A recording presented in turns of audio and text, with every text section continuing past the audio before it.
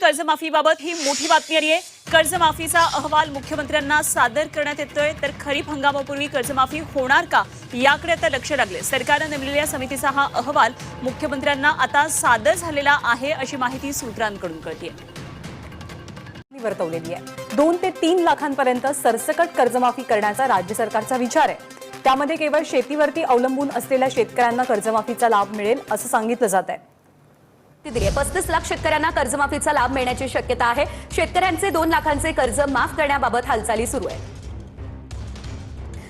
शेतकरी खरं तर आपल्याला माहिती आहे की शेतकरी काय आनंदाने त्याची बाकी जो पीक कर्ज घेतो ती बाकी किंवा कर्ज काढतो तो काय त्याची भरणा त्याला तुम्हाला माहिती आहे की नैसर्गिक परिस्थितीमुळे त्याला ती भरता आली नाही आणि त्यामुळे त्याचं खातं हे थकबाकीत गेलेलं आहे।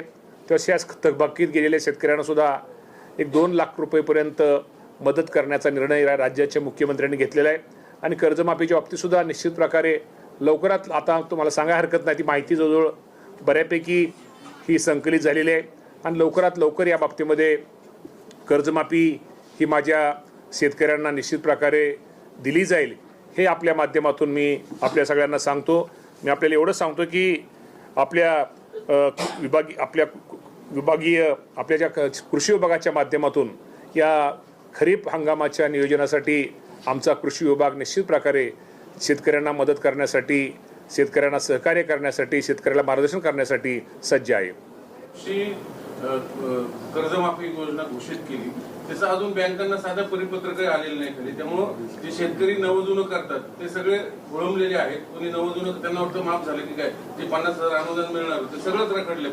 2025 ची डेडलाईन आहे सप्टेंबर तर त्याच्यानंतर जे कर्ज असेल किंवा माझं नवीन कर्ज असेल तर ते थकबाकीचं थकबाकी असेल तर काही लोक ज्या लोकांना बऱ्यापैकी तुम्हाला मी सांगत लोकांनी जे नवीन कर्ज घेतले त्याचा भरणा 100% बऱ्यापैकी आता आपण जिल्हा बँकेत आपल्याला माहिती आहे त्यामुळे भरणा बऱ्याच लोकांनी केलेला आहे। बँकेत रांगा लागून लोकांनी 31 मार्चला लोकांनी भरणा केलेला आहे आणि त्यामुळं आपण जे म्हणतो त्यांचं आता कन्फ्यूज होण्यापेक्षा की आता त्या बाबतीमध्ये लवकरच निर्णय होईल म्हणजे त्यांचं शेतकऱ्यांचं जे मनात किंवा ज्या काही शंका आहेत त्या शंका एकदा मंजूर आता बँकांकडे ते आकडा असेल ते सहकारी विभागाचा आकडा असेल पण आता मी पण एका बँकेचा संचालक ऐका ना एका बँकेचा मी संचालक आहे एका बँकेचा मी माजी चेअरमन आहे आणि आजही संचालक त्या बँकेचा आहे मी तर सहज एक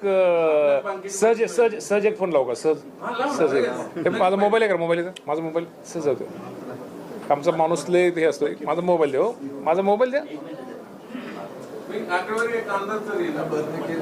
माझा मोबाईल द्या रे माझा मोबाईल रे हा 2 मिनिटं जरा 1 मिनिट मनात पत्रकारांच्या मनात कुठली शंका असली नाही पाहिजे।